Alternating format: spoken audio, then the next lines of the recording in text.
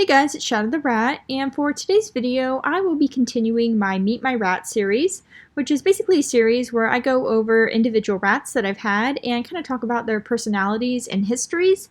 And in today's video, we're going to be focusing on my rat Toast. So Toast is an interesting case because she is one of my first dwarf rats, and I have wanted dwarf rats for a long time.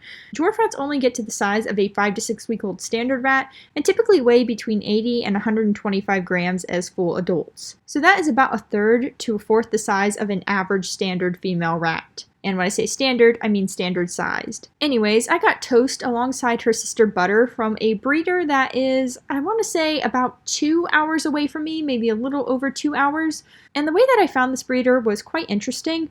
Basically, I've been looking for dwarf rats for a long time because not only do they stay tiny, which is, pretty cute, but also they are resistant to certain kinds of cancers, including mammary tumors. So it's very rare for dwarf rats to get mammary tumors. It can happen, but it is not very likely. And because I've mainly had intact female rats, and a lot of them have developed tumors in old age, I wanted to try and reduce that chance by getting dwarf rats. So I had joined this group on Facebook called Rats and Rodents of North Carolina and South Carolina, and I'm in Virginia, so I'm not exactly super close, but they do allow neighboring states to join up, and that's what I did. And I just wanted to see if there was any breeders locally because I was starting to think about getting more rats because my current rats at the time were getting to around 1.5 years of age. So I was really lucky that I stumbled across a post from a breeder posting their dwarf rats in this new group that I was part of. And I started talking to them, and I learned that they were actually only about 2 hours from me. And this was a bit too far for them to do transportation, so that plus the fact that I wasn't really ready for new rats yet at the time meant that I didn't get dwarf rats right away. However, I did kind of talk to them some about it and told them that I'd likely be looking for new rats in the summertime. This was in like February or March, and I ended up getting the dwarfs at the end of May. So I basically just followed their page for a while, and so in April when they posted a litter, I went ahead and signed up to be reserved for 2 female dwarfs. And I got lucky because there was only 4 female dwarfs in this litter, and 2 of them had already been reserved by someone else, so I was really lucky to have the other 2. So Toast herself is a black variegated with Dumbo ears, and that just means she has a black head, a white belly, and a white back with a black blob that goes down past her sides. That's why she is variegated instead of hooded.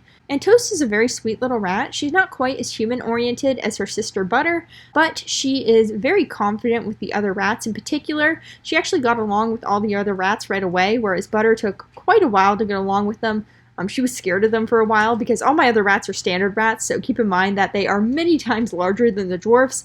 But Toast from the beginning was just ready to sit on everyone. Like, she has no fear when it comes to the other rats. I always find her sleeping on one of the larger rats or rolling them over. It's just really funny to see such a small rat go toe-to-toe with any of the larger ones and win, because she pretty much always wins. So she's quite a confident little rat when it comes to other rats, but when it comes to exploring and being with humans, she's a little bit more shy. She's not like ultra skittish or anything like that. In fact, I wouldn't even call her skittish at all.